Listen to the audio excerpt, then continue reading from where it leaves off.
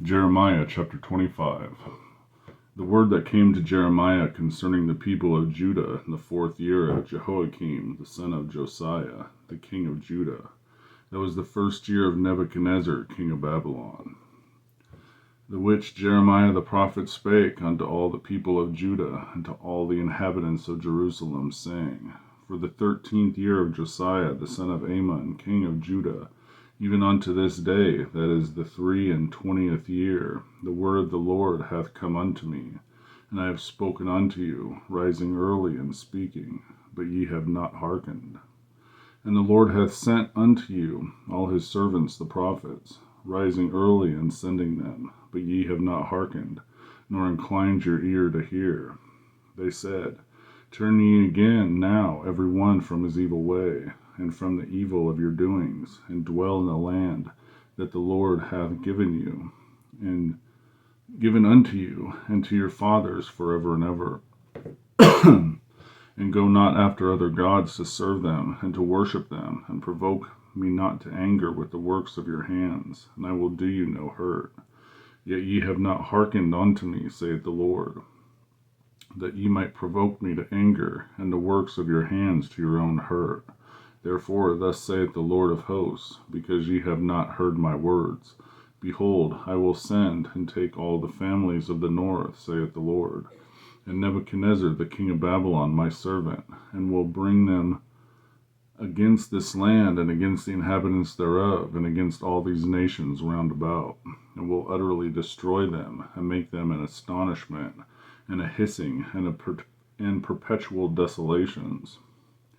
Moreover, I will take them from the voice of myrrh, and the voice of gladness, and the voice of the bridegroom, and the voice of the bride, the sound of the millstones, and the light of the candle. And this whole land shall be a desolation and an astonishment, and these nations shall serve the king of Babylon 70 years. And it shall come to pass, when 70 years are accomplished, that I will punish the king of Babylon and that nation, saith the Lord, for their iniquity, and the land of the Chaldeans, and I will make it a perpetual desolations. And I will bring upon that land all my words which I have pronounced against it, even all that is written in this book, which Jeremiah hath prophesied against all the nations. For many nations and great kings shall serve themselves, and them also, and will recompense them according to their deeds, and according to the works of their own hands. For thus saith the Lord God of Israel unto me, Take the wine cup of his fury at my hand, and cause the nations to whom I send thee to drink it. And they shall drink and be moved, and be mad because of the sword that I will send among them.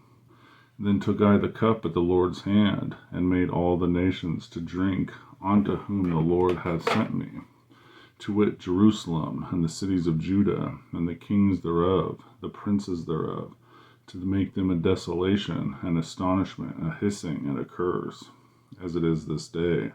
Pharaoh king of Egypt, and his servants, and his princes, and all his people, and all the mingled people, and all the kings of the land of Uz, and all the kings of the land of the Philistines, and Ashkelon, and Asa, and Ekron, and the remnant of Ashdod, Edom and Moab, and the children of Ammon, and all the kings of Tyrus, and all the kings of Zidon, and the kings of the isles which are beyond the sea, Dedan, and Tema, and Buz, and all that are in the utmost corners, and all the kings of Arabia, and all the kings of the mingled people that dwell in the desert, and all the kings of Zimri, and all the kings of Elam, and all the kings of the Medes, and all the kings of the north, far and near, one with another, and all the kingdoms of the world which are upon the face of the earth, and the king of Sheshash shall drink after them.